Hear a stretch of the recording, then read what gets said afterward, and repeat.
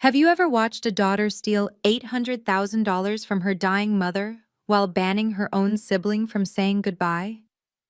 3 weeks ago, I found myself on my knees at 2 a.m., scrubbing bathroom floors at Sunset Valley Nursing Home. Not because I needed the $15 an hour, but because it was the only way I could hold my mother's hand one last time after my sister Rebecca banned me from visiting. She'd taken Mom's $850,000, bought herself a shiny new BMW X7, and stuck our mother in the cheapest facility she could find. Hi, I'm Morgan Blake, 38 years old, and what I'm about to share with you is the story of how a tiny locket and a hidden USB drive exposed the biggest betrayal our family had ever seen. A betrayal that would ultimately lead to a courtroom showdown, a fortune restored, and justice served in ways Rebecca never saw coming. If you're watching this, please subscribe and let me know where you are watching from. It started at Rebecca's house in January 2024 during what she called a family meeting, but was really just her victory lap. She'd invited our aunts, uncles, and cousins, 15 people in total, to announce she'd handled everything regarding Mom's care. Eleanor is all settled at a wonderful facility, Rebecca announced, twirling the keys to her new BMW. Top-rated care, beautiful gardens, the works. And before anyone asks, yes, I'm using my own bonus from work to cover any gaps in her care. I tried to speak up. Rebecca, which facility exactly? I'd like to visit. Morgan, the adults are handling this, she cut me off, not even looking at me. Our cousin Janet snickered. You know how overwhelming these decisions can be for someone in tech. They're used to computers, not real-world responsibilities. The room laughed. I'd been caring for Mom every weekend for 2 years while Rebecca showed up maybe once a month, but somehow I was the irresponsible one. I was the family joke. The quiet software engineer who couldn't even stand up for herself, let alone make important decisions. Rebecca continued. I've taken full power of attorney, both medical and financial. It's a huge burden, but someone competent had to step up.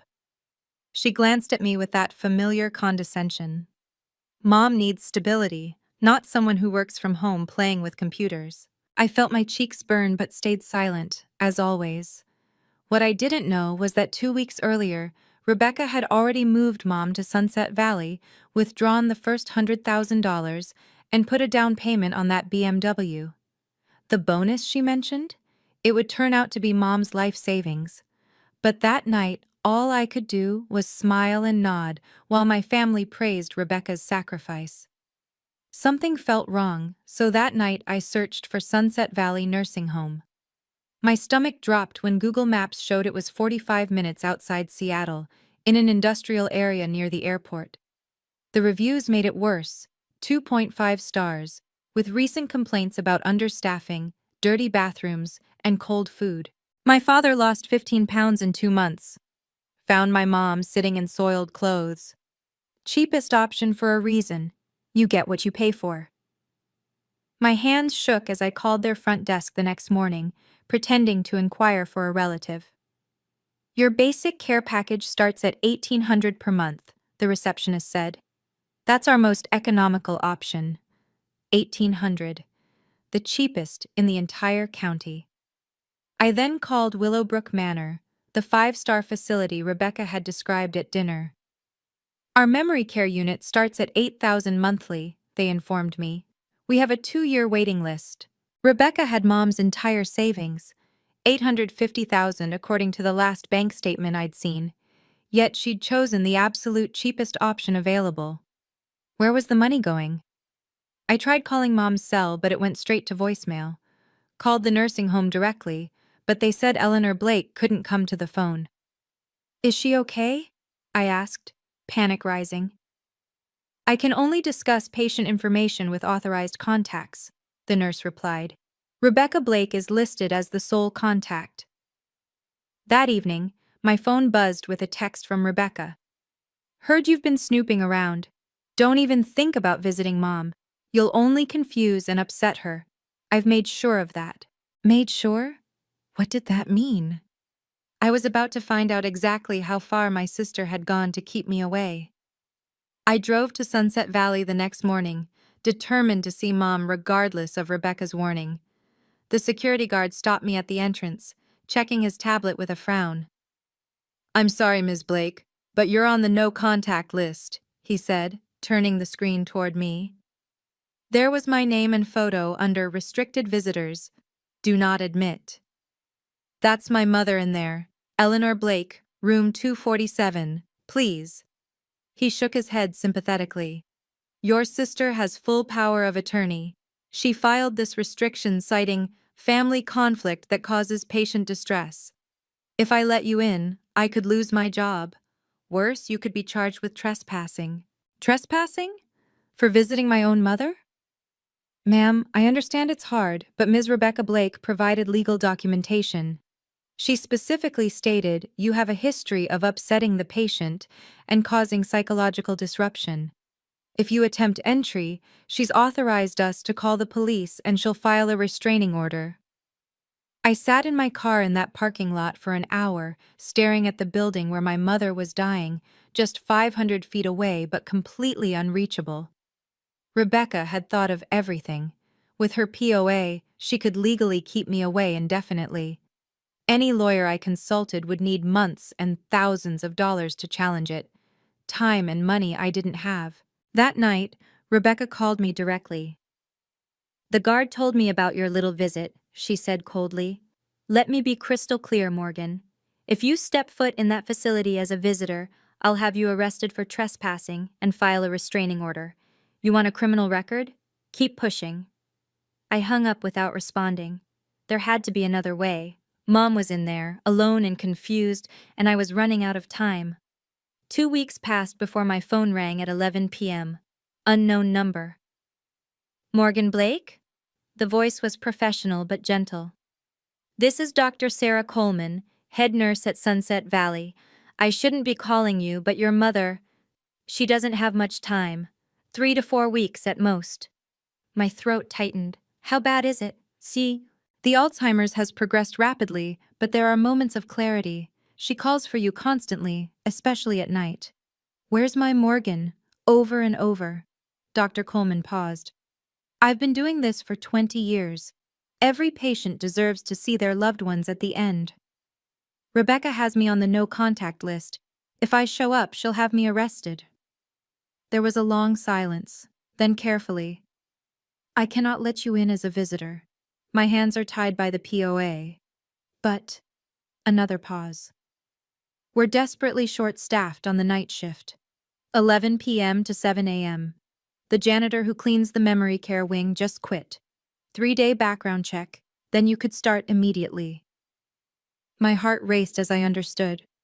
Night janitors have access to all floors? For cleaning purposes, yes. Every room. And between 2 and 3 a.m., the medication schedule means many patients are awake. There's minimal supervision on night shifts, just one nurse for the entire wing. Her voice dropped. "Your mother's room always needs extra attention. She tends to knock things over, poor dear. Might take 30-40 minutes to clean properly." "Dr. Coleman, I've said too much already. The application is online. I can't help you any further."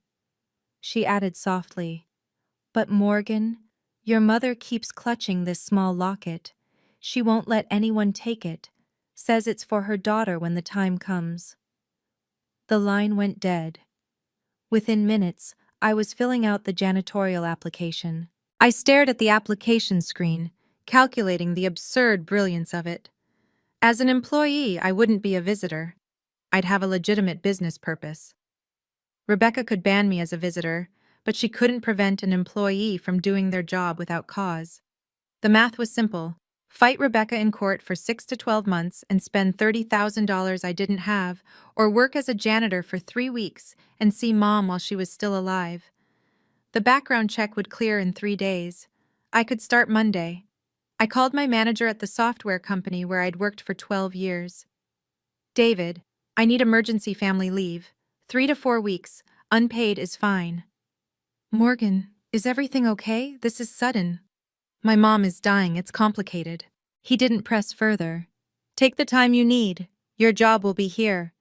I borrowed my friend Lisa's old Honda. My Tesla would raise questions in the staff parking lot. Bought 3 sets of scrubs from Goodwill. Downloaded podcasts about cleaning techniques to make myself believable. If Rebecca somehow found out and complained, I needed to be an actual, competent janitor. The background check cleared on Friday. HR at Sunset Valley called Saturday morning. Can you start Monday night? 11 p.m. sharp? Yes, absolutely. The pay is 15 an hour, parking included. You'll be assigned the memory care wing primarily. It needs the most attention. Memory care. Mom's wing. One more thing, the HR manager added, her tone meaningful. We value employees who are dedicated to our residents' well-being. Sometimes that means taking extra time to ensure their rooms are perfectly maintained. As long as your work gets done, we don't micromanage how long you spend in each room. Understood? Perfectly understood. Monday couldn't come fast enough. Monday night, I walked through Sunset Valley's employee entrance wearing borrowed scrubs and a name tag that said Morgan Custodial Staff. The weight of the mop bucket grounded me in this surreal moment. Me, a senior software engineer making 6 figures, about to clean toilets for $15 an hour. At 2 a.m., I finally reached room 247. Mom was awake, staring at the ceiling. She'd lost so much weight. Her beautiful silver hair was unwashed, tangled. The room smelled of industrial disinfectant and something else, neglect. "Mom?" I whispered, approaching slowly. Her eyes found mine, unfocused at first, then suddenly sharp. "Morgan? My Morgan?" "It's me, Mom. I'm here." "She took everything," Mom whispered, grabbing my hand with surprising strength. "Rebecca, she made me sign papers. Said if I didn't, she'd put me in a state facility. No one would visit. But she took it all anyway." "What did she take, Mom?" "The money, your father's life insurance, my savings, everything." Her eyes darted to the door. "She comes with more papers. Always more papers. I don't sign anymore, so she signs for me." My blood boiled, but I kept my voice steady. "It's okay, Mom. I'm here now." "Every night?" "Every night I can. I work here now." She smiled then, the first real smile I'd seen from her in months. "Clever girl, just like your father." Her hand moved to the nightstand, pointing. "Top drawer, under the tissues." I had to continue cleaning, footsteps in the hallway. But as I worked, I watched Mom drift back to sleep, still clutching that locket around her neck. Whatever was in that drawer would have to wait until tomorrow night. The next night, while Mom slept, I carefully opened the nightstand drawer. Under a box of tissues were bank statements dating back 6 months, hidden like contraband. My hands trembled as I photographed each one with my phone. January 2024. Balance, $847,000. February, $750,000. March, $623,000. April, $501,000. May, $380,000. June, $5,000. $842,000 gone in 6 months.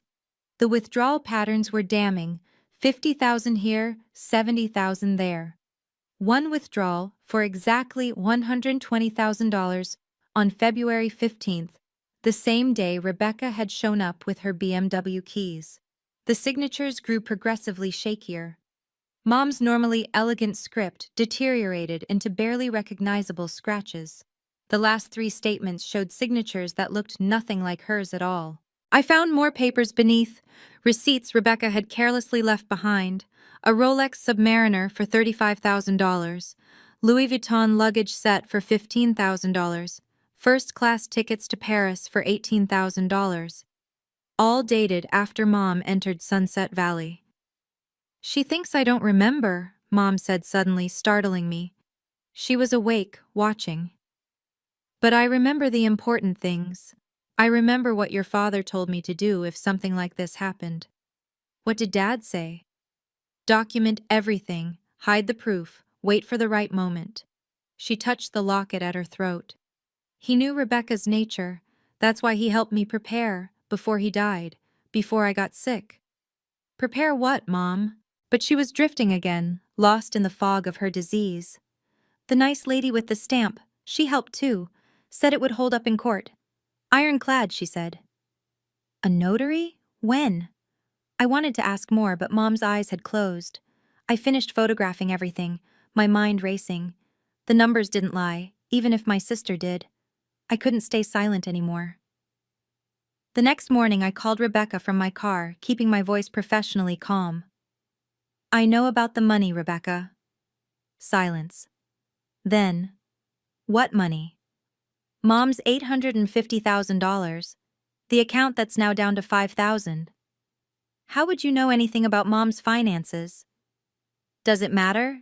Sunset Valley costs $1,800 a month. Where's the rest? Rebecca's laugh was cold. It's for Mom's care, medical expenses, specialists, therapies. You wouldn't understand the complexities involved. Therapies? She hasn't seen a specialist since she arrived. And that BMW? The Rolex? The Paris trip? How dare you? $1,800 a month, Rebecca. You put our mother in the cheapest facility in the state while spending her money on luxury goods. I have power of attorney, she snapped. Legal authority to manage her assets as I see fit.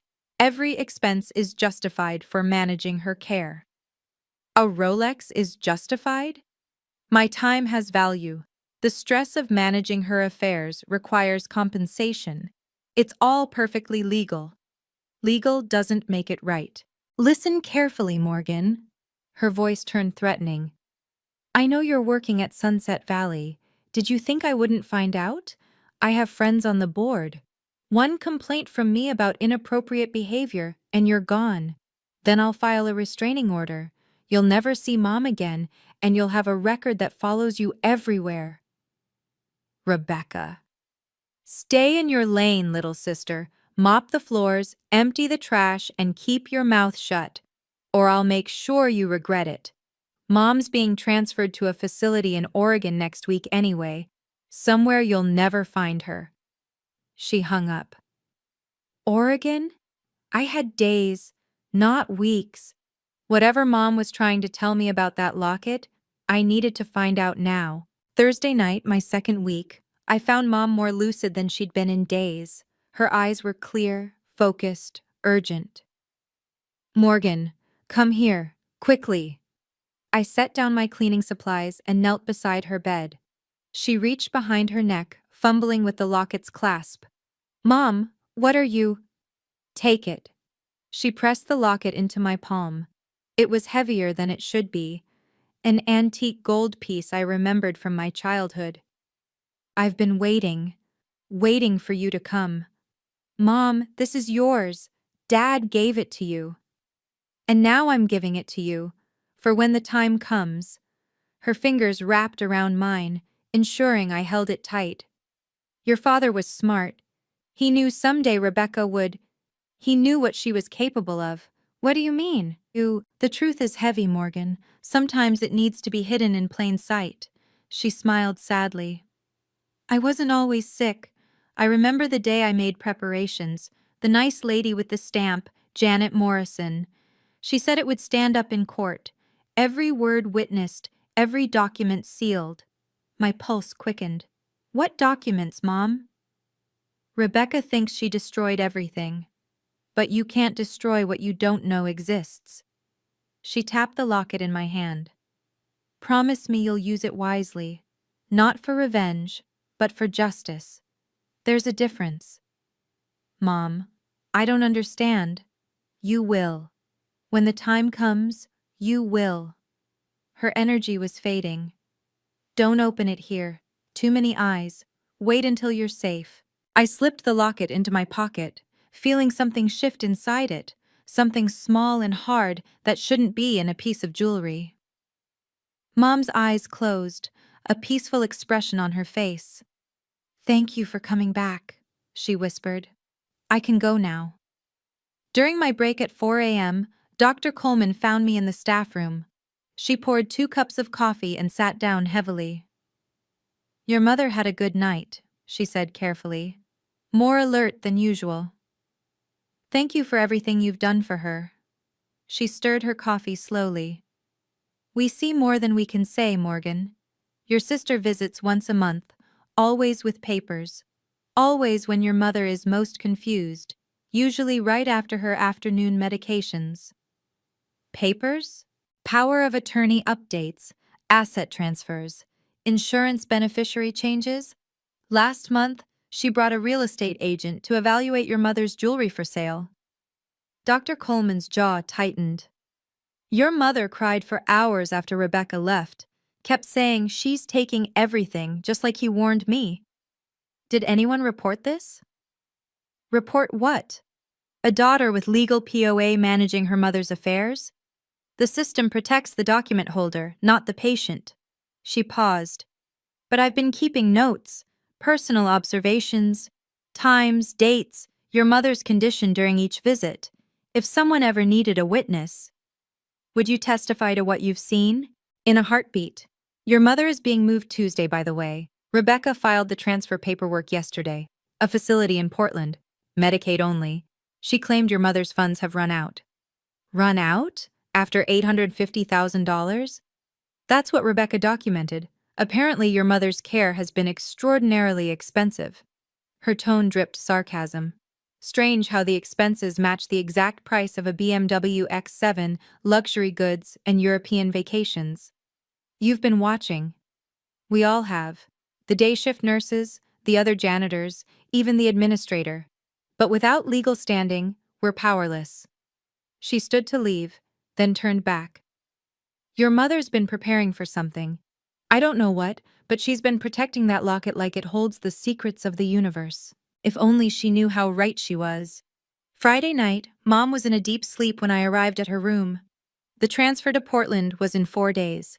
If there was something in the locket, I needed to know now. I sat in the bathroom with the door locked and carefully opened the antique piece. Inside was a faded photo of our family from 1995, Mom, Dad, Rebecca, and me at Christmas. But there was something else, tucked behind the photo's backing. A micro USB drive, barely larger than my fingernail, with a tiny label. Truth, 2022. My hands shook as I connected it to my phone using the adapter I always carried. One file appeared. Eleanor Blake, Testament, 2022, MP4. The video was 47 minutes long. I couldn't watch it here. My phone battery was at 12%, and I needed to be careful. But I saw the thumbnail. Mom sitting in what looked like a law office, healthy and alert, with another woman beside her. My phone buzzed. A text from Rebecca. Mom's being moved Tuesday morning, 6 a.m. Don't bother showing up, you're still on the no-contact list, and I've informed the Portland facility about your stalking behavior. Stalking behavior? She was already building a case against me. I carefully reassembled the locket and put it in my pocket. Whatever was on that video, Mom had hidden it for 2 years, waiting for the right moment. She'd held on to her clarity just long enough to pass it to me. Back in Mom's room, I held her hand while she slept. I found it, Mom, I whispered. Whatever happens next, I promise I'll use it wisely. She didn't wake, but her fingers squeezed mine gently. Somehow she knew. 3 more days, then everything would change. If you've ever had to fight just to see someone you love, you'll understand what comes next. This story is about to take a turn that nobody saw coming. Before we continue, please hit that subscribe button and ring the notification bell. Your support helps me share these important stories. Now, let me tell you what I discovered on that USB drive that changed everything. Saturday morning, alone in my apartment, I finally watched the video. Mom appeared on screen, sitting in a professional law office. The date stamp showed March 15, 2022, 2 years before her diagnosis. My name is Eleanor Blake, she began, her voice strong and clear. I am of sound mind and body, as verified by Dr. Patricia Hoffman's evaluation attached to this recording. I'm making this video testament in the presence of Notary Public Janet Morrison. The camera panned to show Janet Morrison, an official seal on the desk, then back to Mom. I've recently been diagnosed with early-stage Alzheimer's disease. My doctors estimate I have 2 to 3 years before significant cognitive decline. I'm recording this now while I'm still fully capable of making my own decisions. My throat tightened as Mom continued. I hereby designate my daughter, Morgan Blake, as my sole beneficiary and the person I trust to handle my affairs when I'm no longer able. I explicitly do not grant this authority to my daughter, Rebecca Blake, due to her history of financial manipulation and coercion. She held up documents. Rebecca has repeatedly pressured me to sign over my assets. Last month, she threatened to have me declared incompetent and placed in a state facility if I didn't comply. These are her text messages making these threats. The video showed screenshots, Rebecca's number clearly visible, her words brutal. Sign the POA or I'll have you committed. You're losing it anyway. If Rebecca obtains power of attorney through any means, it should be considered obtained under duress and deemed invalid. This video, properly notarized and witnessed, serves as my true last testament. Janet Morrison spoke.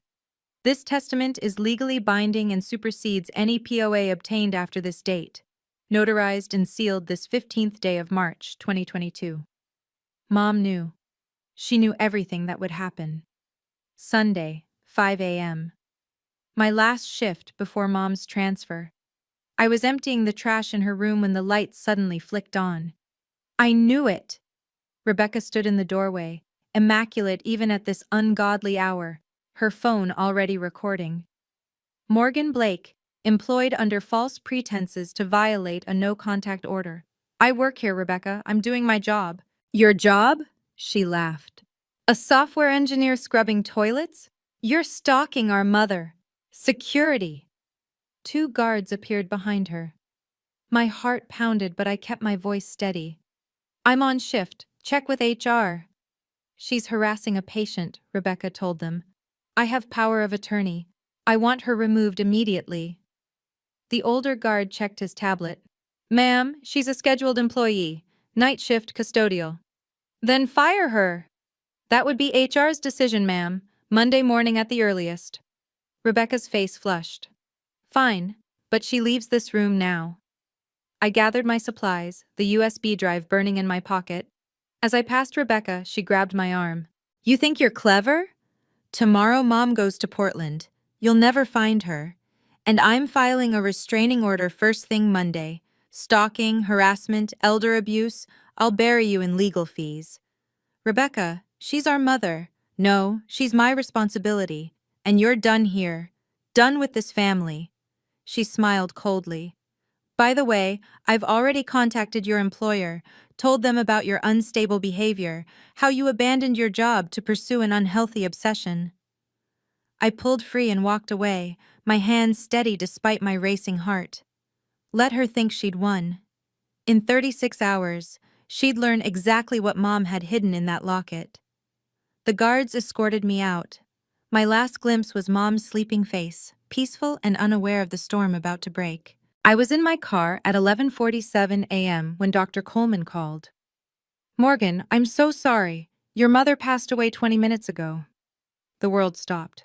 But the transfer was tomorrow. She went peacefully in her sleep. Rebecca was notified and has already been here. She's arranged for immediate cremation, no service. I tried to suggest waiting, but she has POA. My voice sounded hollow. Morgan, I need to tell you something. Your mother woke briefly this morning. She asked for you. When I told her you'd been removed from the building, she smiled and said, Good, she has it. She's safe. Then she closed her eyes and let go. Tears burned my eyes. Mom had held on just long enough. Rebecca has instructed us to dispose of all your mother's belongings, but... Dr. Coleman paused. If you happen to be parked behind the facility at 2 p.m., and if a box of personal items happen to be sitting by the dumpster, well, we can't control what people take from the trash. Thank you, I whispered. Your mother was a remarkable woman. Whatever she was protecting, I hope it was worth it. At 2 p.m., I found the box. Inside were Mom's few possessions, her reading glasses, a sweater, family photos Rebecca hadn't wanted. And at the bottom, Mom's medical files, including one Rebecca had missed.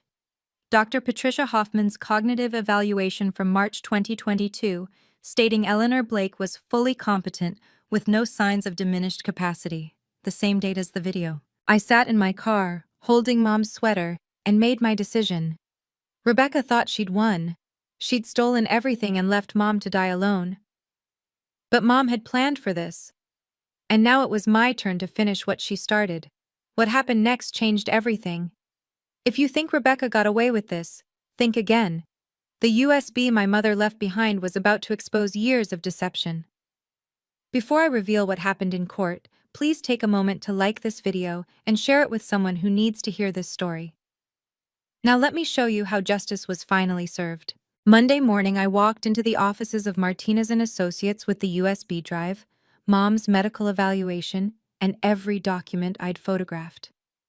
David Martinez, a former prosecutor turned estate attorney, listened to my story without interrupting.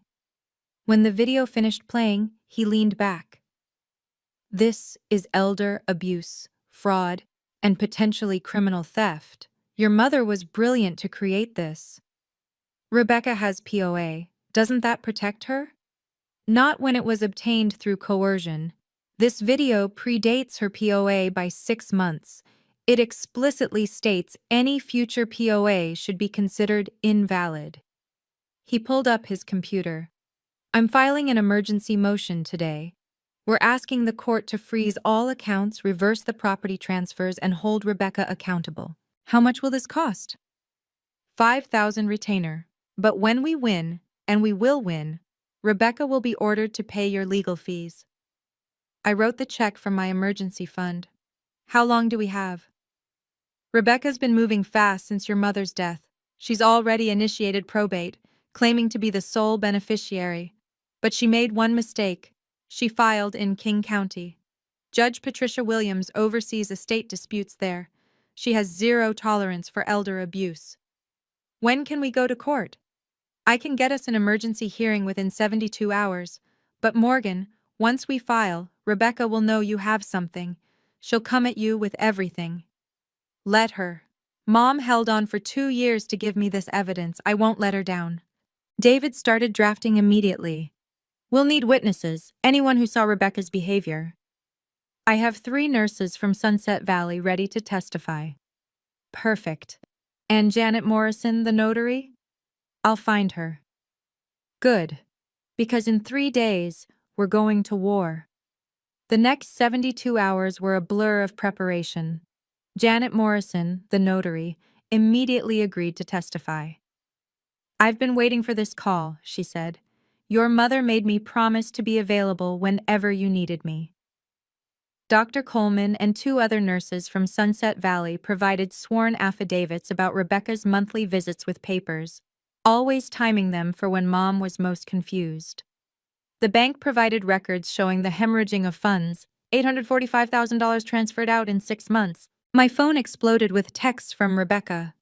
What did you do? My lawyer says you filed something. You're going to regret this. I'll destroy you. I didn't respond. David called Tuesday evening. Rebecca hired Whitman and Associates, big firm, expensive. She's claiming you manipulated your mother and forged the video. Can she prove that? No, but she'll try to muddy the waters. She's bringing character witnesses, 15 family members who'll testify she was the responsible daughter. They never visited Mom. They don't know anything. Doesn't matter. It's about perception. He paused. Rebecca also filed a countersuit, harassment, stalking, intentional infliction of emotional distress. She wants a restraining order and damages. My stomach churned. David. Don't worry, it's a desperation move. She knows she's in trouble. He sent me an email. Memorize these documents. Tomorrow, stay calm, let the evidence speak. And Morgan, wear something conservative. Black if you have it. Morning clothes? Exactly. Rebecca will probably show up in designer wear, projecting success. You project grief and dignity. That night I couldn't sleep. I held Mom's locket, thinking about her final message. Use it wisely, not for revenge, but for justice. Tomorrow, in courtroom 307 at 9 a.m., I'd honor that wish. March 15th, 2024, 9 o'clock a.m. Courtroom 307, King County Superior Court. I entered wearing my mother's funeral dress, simple, black, dignified. Rebecca sat at the defendant's table in a cream Armani suit, surrounded by 3 lawyers and 15 family members in the gallery behind her. They whispered and pointed when they saw me. Judge Patricia Williams, a woman in her late 50s with sharp eyes, called the hearing to order. This is an emergency motion regarding the estate of Eleanor Blake. Mr. Martinez, you may proceed. David stood. Your Honor, we're here because of the systematic financial exploitation of a vulnerable elder. The defendant, Rebecca Blake, used threats and coercion to obtain power of attorney, then drained her mother's life savings while providing substandard care. Rebecca's lead attorney, James Whitman, interrupted. Objection. These are unsubstantiated allegations from a disgruntled family member with a history of instability. We have evidence, Your Honor, David continued calmly. Video testimony from Eleanor Blake herself, recorded while fully competent, predating any POA by 6 months. Judge Williams leaned forward. Video testimony? Yes, Your Honor. Properly notarized and witnessed. We request permission to present it now. Rebecca's face went pale. She whispered frantically to her lawyers. Whitman stood. Your Honor, we haven't had time to verify the authenticity. You've had 72 hours notice, Counselor. The judge cut him off. I'll allow it. The bailiff dimmed the lights. A large screen descended. David inserted the USB drive. Your Honor, David said, what you're about to see was Eleanor Blake's final attempt to protect herself and her assets from exploitation. She knew what was coming and prepared accordingly. He pressed play. Mom's face filled the screen, clear-eyed and determined. The room fell silent. Mom's voice filled the courtroom, strong and clear. My name is Eleanor Blake. I am of sound mind and body, as verified by Dr. Patricia Hoffman's evaluation attached to this recording. I watched Rebecca's face drain of color as Mom continued. I hereby designate my daughter, Morgan Blake, as my sole beneficiary. I explicitly do not grant this authority to my daughter Rebecca Blake due to her history of financial manipulation and coercion. Gasps rippled through Rebecca's supporters when the screenshots appeared. Rebecca's texts threatening to have Mom committed if she didn't sign the POA. Sign the papers or I'll have you declared incompetent. You're losing it anyway. Might as well make this easy. State facilities are horrible, Mom. Don't make me do this. Judge Williams' expression hardened with each message. When Janet Morrison appeared on screen, confirming the notarization, Rebecca stood abruptly. This is fake. She made this up. Mom was already sick. Sit down, Ms. Blake, Judge Williams commanded coldly. The video concluded with Mom's final words. If you're watching this, it means Rebecca succeeded in taking control. Please don't let her get away with it. The money isn't important. It's about protecting others from what she's capable of. The lights came back on. The courtroom was silent except for Rebecca's ragged breathing. Judge Williams looked directly at Rebecca. Ms. Blake, this video was dated March 15th, 2022. When did you obtain power of attorney? Rebecca's lawyer answered, September 2022, Your Honor.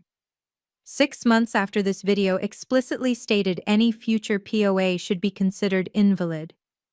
Your Honor, Mrs. Blake's mental state. I have Dr. Hoffman's evaluation right here, the judge interrupted, holding up the document. Fully competent, no cognitive impairment. Ms. Blake, do you have any explanation for those threatening messages? Rebecca remained silent, her hands shaking. Rebecca's lawyer tried to salvage the situation. Your Honor, my client was under tremendous stress caring for her mother. Those texts were taken out of context. What context justifies threatening to institutionalize your mother? Judge Williams asked sharply. Rebecca finally spoke, her voice cracking. She wasn't capable of managing her finances. I had to step in. Someone had to be responsible. Responsible? David stood, holding bank statements. Your Honor, within 6 months, Ms. Rebecca Blake withdrew $845,000 from her mother's accounts. The facility she chose cost $1,800 per month, the cheapest in the county. We have receipts for a BMW X7 purchased for $120,000, a Rolex for $35,000, designer goods totaling over $50,000. Those were necessary expenses, Rebecca protested. Managing her care required. A Rolex, Judge Williams interrupted. Explain how a luxury watch was necessary for your mother's care. Rebecca's supporters shifted uncomfortably. Her cousin Janet, who'd laughed at me months ago, stared at the floor. I needed to maintain professional appearances for meetings with healthcare providers. And the BMW? Transportation to visit facilities. David produced more evidence. Your Honor, Rebecca visited her mother exactly once per month, for less than 30 minutes each time. We have sworn affidavits from 3 nurses confirming this. That's not true. I was there constantly. We have visitor logs, Ms. Blake, the judge said. Would you like to reconsider your statement? Rebecca fell silent. Whitman made one last attempt. Your Honor, even if my client made some questionable purchases, she had legal POA. The transfers were technically within her authority. Authority obtained through coercion is no authority at all, Judge Williams stated. I've seen enough. I'm ready to rule. The courtroom held its breath. Before I rule, Judge Williams said, I'd like to hear from the witnesses. Dr. Coleman appeared on the courtroom's video screen, testifying remotely. Your Honor, I cared for Eleanor Blake in her final months. Rebecca Blake visited rarely, always bringing papers for her mother to sign. She timed these visits for when Mrs. Blake was most confused, usually after medication. Did Mrs. Blake ever express concerns about her daughter Rebecca? Constantly. She would cry after Rebecca's visits, saying, She's taking everything, just like my husband warned me. She was terrified of being moved to a worse facility. 2 other nurses corroborated Dr. Coleman's testimony via affidavit. Then Janet Morrison, the notary, took the stand in person. I notarized Eleanor Blake's video testament on March 15, 2022. She was completely lucid, fully aware of what she was doing. She showed me evidence of Rebecca's threats and asked me to be available whenever her daughter Morgan needed me. Ms. Morrison, Whitman cross-examined, isn't it possible Mrs. Blake was having a good day? Dementia patients often have moments of clarity. I'm a certified notary with 30 years of experience. I know the difference between clarity and competence. Eleanor Blake was both. She knew exactly what her daughter Rebecca was capable of and took legal steps to protect herself. Rebecca's own witnesses began leaving the gallery. Her cousin Janet walked out first, followed by 3 others. Your Honor, David said, we also have security footage from Sunset Valley showing Ms. Morgan Blake working night shifts as a janitor just to see her dying mother after Rebecca banned her from visiting. Rebecca's remaining supporters gasped. The image of me in janitor's scrubs, mopping floors at 2 a.m., played on the screen. She was stalking, Rebecca started. She was working, Judge Williams corrected, because you prevented her from saying goodbye to her mother. I'm ready to rule now. Judge Patricia Williams's voice rang with authority. This court finds clear and convincing evidence of financial elder abuse, fraud, and breach of fiduciary duty by Rebecca Blake. Rebecca gripped the table, her knuckles white. The power of attorney obtained in September 2022 is hereby declared null and void, as it was obtained through coercion and directly contradicts Eleanor Blake's documented wishes from March 2022. Your Honor, Whitman started. I'm not finished, Counselor. The judge's tone could have frozen water. Rebecca Blake is ordered to return the full $845,000 to the estate immediately. Additionally, this court awards $50,000 in punitive damages for the deliberate infliction of emotional distress on both Eleanor and Morgan Blake. Rebecca let out a strangled sob. Furthermore, all property transfers conducted under the fraudulent POA are reversed. The estate of Eleanor Blake will be distributed according to her stated wishes. Morgan Blake is the sole beneficiary. This is insane, Rebecca shouted. She manipulated our mother. She's nothing but a pathetic— Ms. Blake? The judge's gavel cracked like thunder. One more outburst and you'll be held in contempt. You have 30 days to comply with this order. If the funds aren't returned, I'll refer this case to the district attorney for criminal prosecution. The words criminal prosecution hung in the air like a blade. Your Honor, David added, we also request Ms. Rebecca Blake pay all legal fees. Granted, Ms. Blake will pay all attorney fees and court costs. Judge Williams looked directly at Rebecca. You betrayed the most sacred trust, that between a mother and daughter. You left her to die in substandard care while you lived lavishly on her life savings. This court hopes you use these 30 days for serious self-reflection. Court is adjourned. The gavel fell with finality. Rebecca stumbled out of her chair, her designer heels catching on the courtroom carpet. This isn't over, she hissed at me, but her voice lacked conviction. Her phone began buzzing incessantly. She looked at the screen, and her face went white. No, no, no! I could see the notifications piling up. BMW Financial Services, her employer, American Express. Word traveled fast in the digital age. Rebecca, Whitman said quietly, we need to discuss payment. Our retainer doesn't cover appeals, and frankly, you have no grounds. Not now. She pushed past him, rushing toward the exit. Her remaining supporters, only 3 of the original 15, avoided eye contact as she passed. In the hallway, Rebecca's phone rang. She answered on speaker by accident. Ms. Blake, this is Harrison Motors. We've been notified of a court judgment against you. Your BMW needs to be returned within 48 hours or we'll initiate repossession. She frantically pressed buttons to silence it, but another call came through. Rebecca, it's Tom from HR. We need you to come in immediately.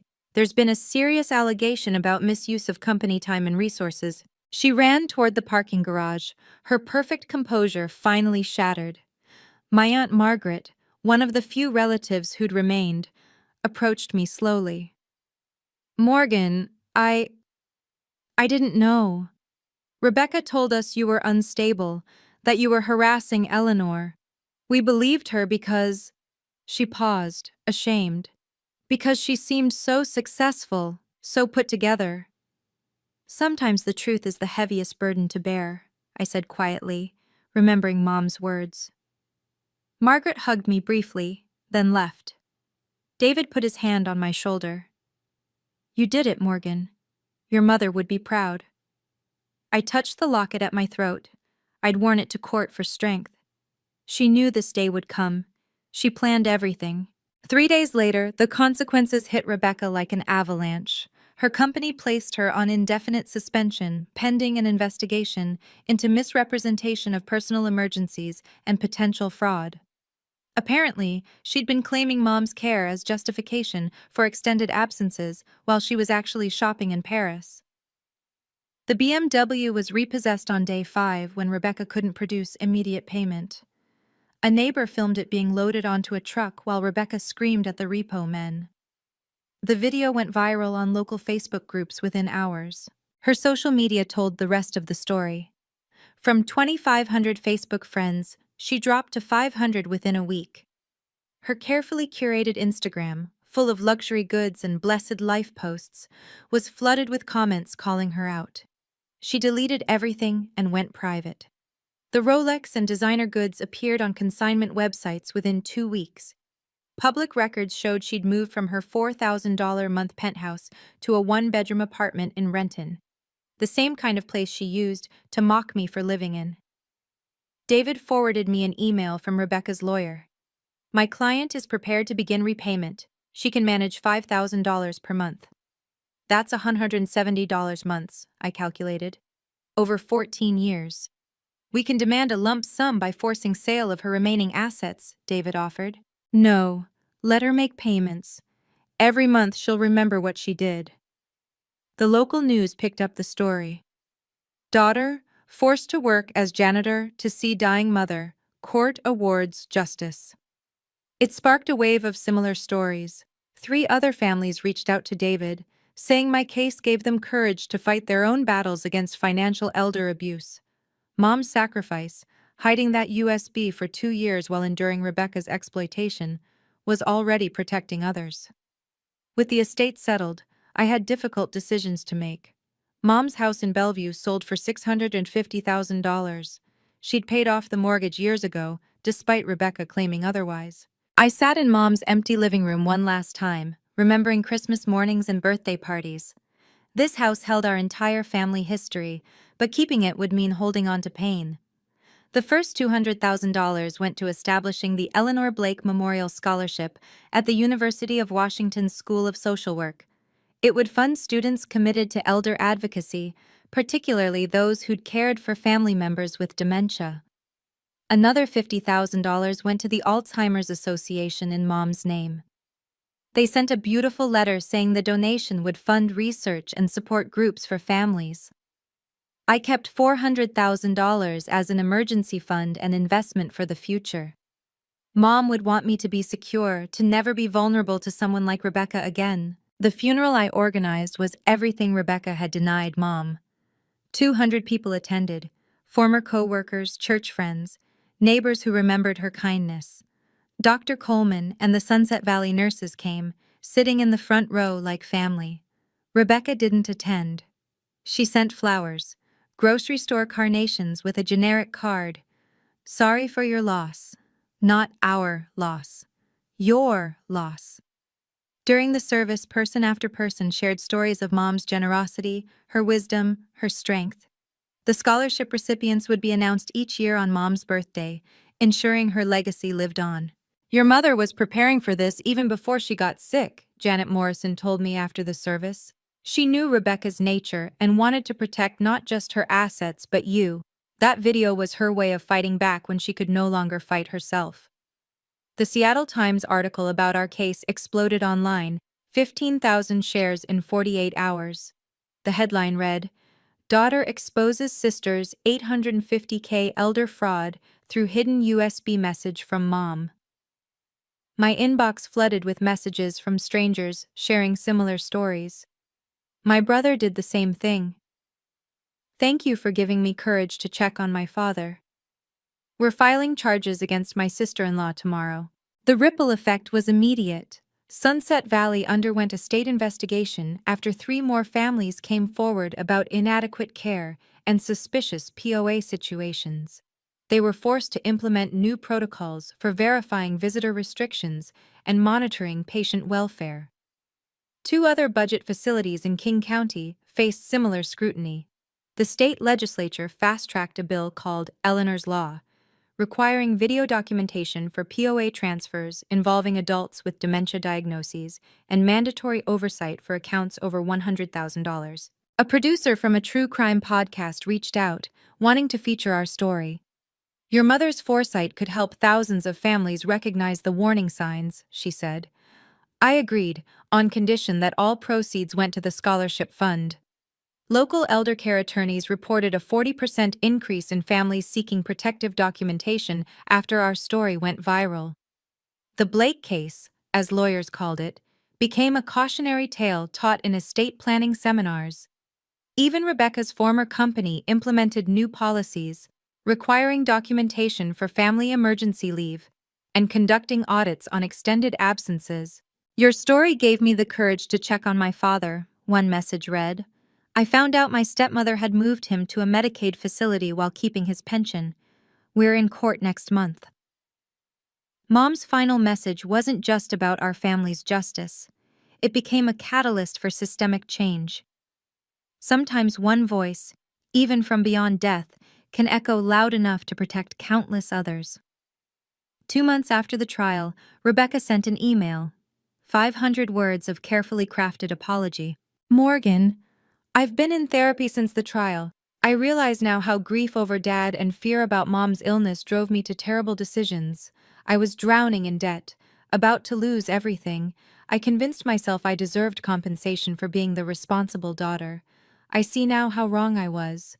I'm struggling to make the court-ordered payments while rebuilding my life. Could we discuss a payment plan that would allow me to keep my apartment? I'm also hoping we might someday rebuild our relationship. We're the only family each other has left.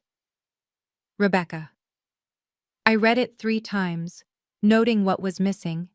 No mention of mom's suffering, no acknowledgement of banning me from visiting, no real accountability, just explanations and requests. My response was brief. Rebecca, I'm glad you're getting help. The payment plan stands as court-ordered.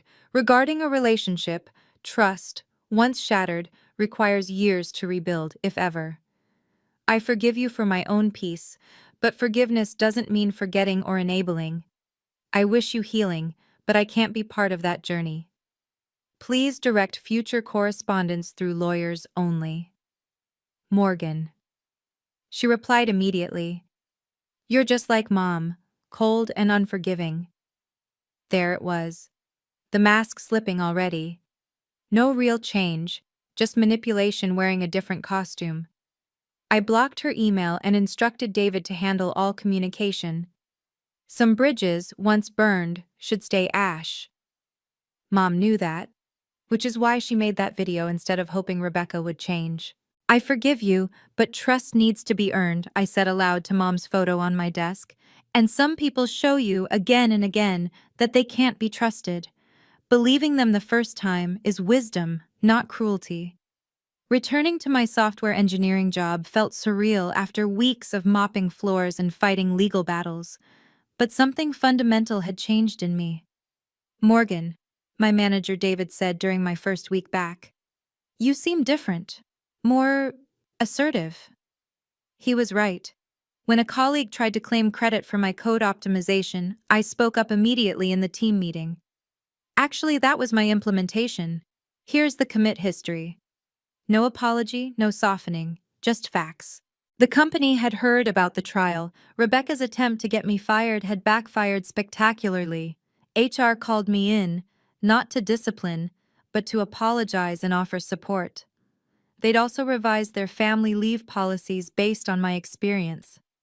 6 months later, I was promoted to lead software architect with a 30% raise, bringing my salary to $180,000.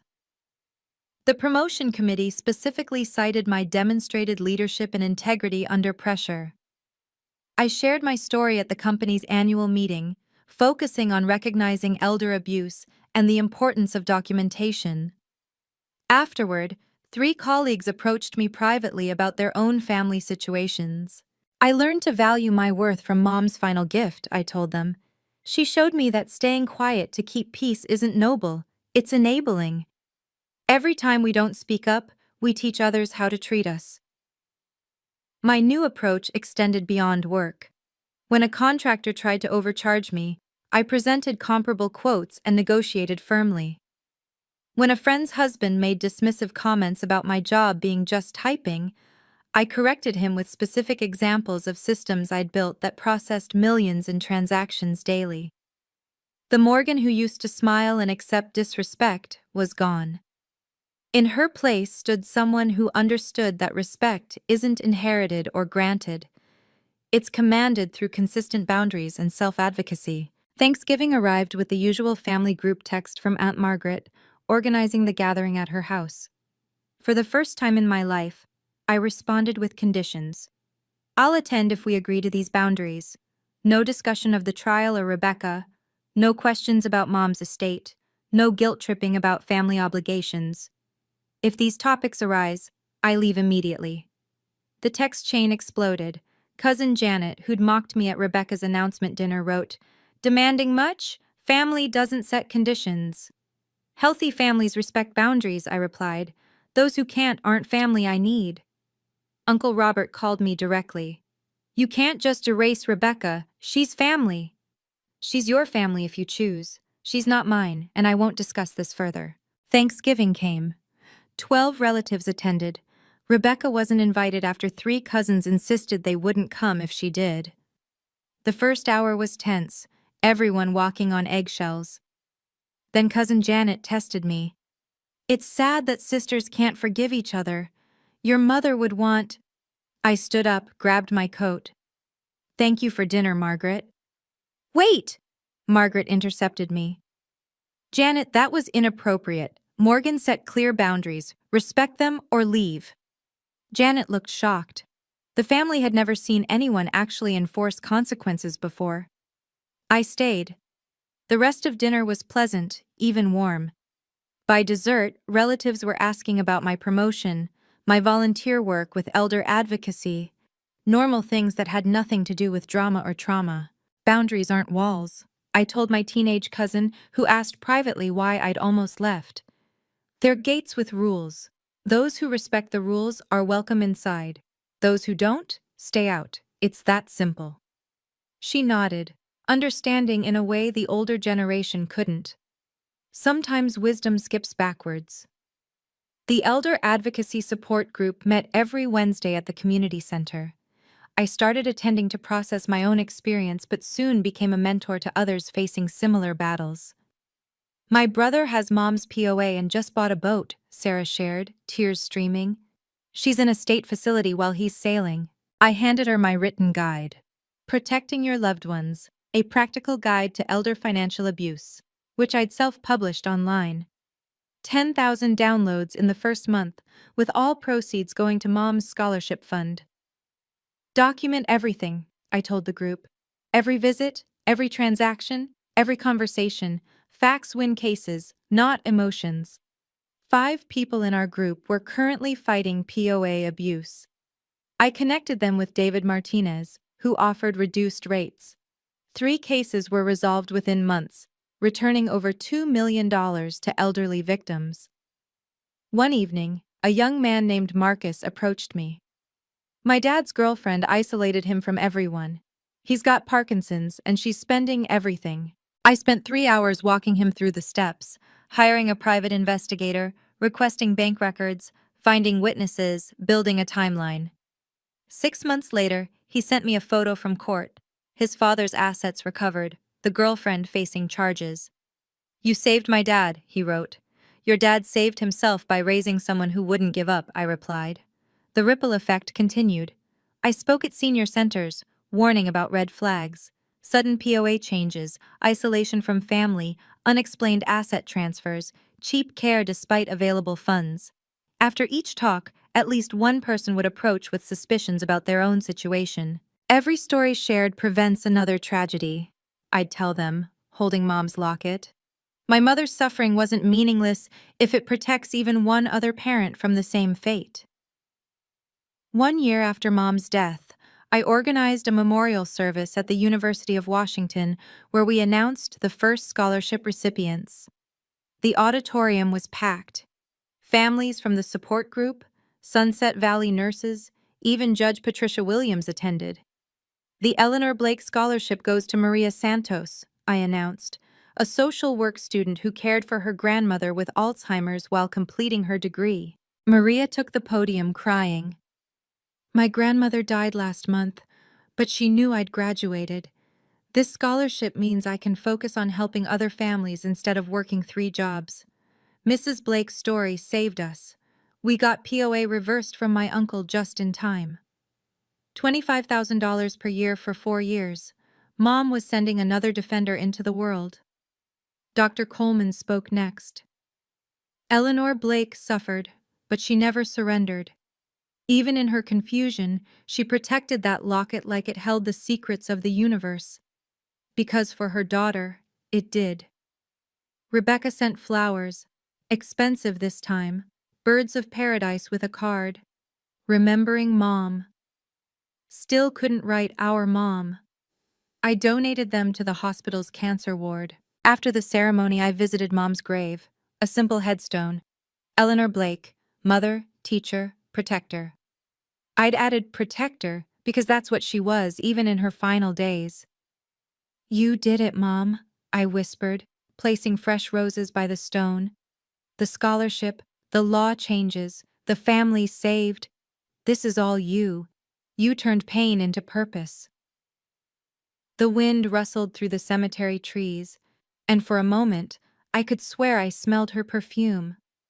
White shoulders, the same scent she'd worn my entire life. Mom's love didn't end with death. It continued through every life touched by her story, every elder protected by the changes she inspired. 18 months after the trial, David forwarded me Rebecca's payment history. She'd managed 12 payments of $5,000 each, $60,000 of the $895,000 owed. At this rate, she'd be paying until she was 64. Public records told the rest of her story. She worked as a sales associate at a department store, earning maybe $35,000 annually, a 70% pay cut from her previous management position. Her LinkedIn showed a 2-year gap in employment history she couldn't explain without admitting to the trial. "I heard about Rebecca," Aunt Margaret mentioned during a family dinner. "She's in therapy twice a week, has been for 8 months. The therapist contacted me as part of her treatment, wanting family perspectives." "What did you tell them?" "The truth. That she'd always been manipulative, even as a child. That we enabled it by admiring her success and dismissing your concerns." I felt no satisfaction in Rebecca's downfall. "Everyone deserves a chance to grow from their mistakes," I said, meaning it. Margaret studied me. "You've forgiven her?" "Forgiveness and reconciliation are different things. I hope she becomes a better person, but I won't be around to witness it." 2 relationships had ended when men Googled Rebecca and found the news articles. She'd moved twice when neighbors recognized her from the viral story. Her Instagram remained private, 47 followers instead of thousands. But she was consistent with payments, never missing one. David said she'd inquired about increasing them to $7,000 monthly to shorten the timeline. "She's trying," he noted. "Good for her," I replied and meant it. Redemption was possible for anyone willing to do the work. But that was her journey, not mine. Some roads are meant to be walked alone. 2 years after Mom's death, I sat in my new office. I'd started my own software consulting firm, reflecting on the lessons that Lockett had taught me. First, document everything. I now kept meticulous records of every important conversation, every agreement, every transaction. Trust but verify became my motto. The meek shall inherit the earth, but only if they keep receipts. Second, no is a complete sentence. I stopped over-explaining, stop apologizing for boundaries. When a client pushed for free work beyond scope, I simply said, "No, that requires a new contract." When relatives asked for loans, remembering how they'd sided with Rebecca, "No" sufficed. Third, patterns don't lie. Rebecca had shown her nature repeatedly, we just explained it away. Now I believed people's actions, not their explanations. When someone showed me who they were, I believed them the first time. Fourth, self-worth isn't negotiable. I charged premium rates for my expertise, walked away from disrespectful clients, and never again let anyone dismiss my work as just typing or playing with computers. Fifth, forgiveness doesn't require reconciliation. I'd forgiven Rebecca for my peace, not hers. But forgiveness didn't mean forgetting or allowing her back into my life. Some people are meant to be loved from a distance, a very long distance. Finally, every ending is a beginning. Mom's death ended one chapter, but began another, where her story protected thousands. My relationship with Rebecca ended, but my relationships with chosen family deepened. "Respect is earned, not inherited," I told a young woman at the support group who struggled with family boundaries. "Blood makes you related. Loyalty, respect, and love make you family. Know the difference." The locket sat in my safe now, its message delivered, its purpose fulfilled. But its lessons lived on in every boundary set, every truth told, every life protected. Today, 3 years after that morning, I scrubbed floors just to say goodbye to my mother. I run a successful consulting firm with 12 employees. The Eleanor Blake Scholarship has funded 7 students. Rebecca has paid $180,000 of her debt. And Eleanor's Law has prevented hundreds of cases of elder financial abuse in Washington state. The locket sits in my office safe, that tiny USB still hidden inside. Sometimes I hold it, remembering Mom's words. Use it wisely. Not for revenge, but for justice. She knew exactly what she was doing with that locket. Every detail planned, every moment calculated, even choosing March 15th for the video, the Ides of March, the day of reckoning. Mom had a sense of poetry even in her rebellion. I still get messages from families whose stories mirror ours.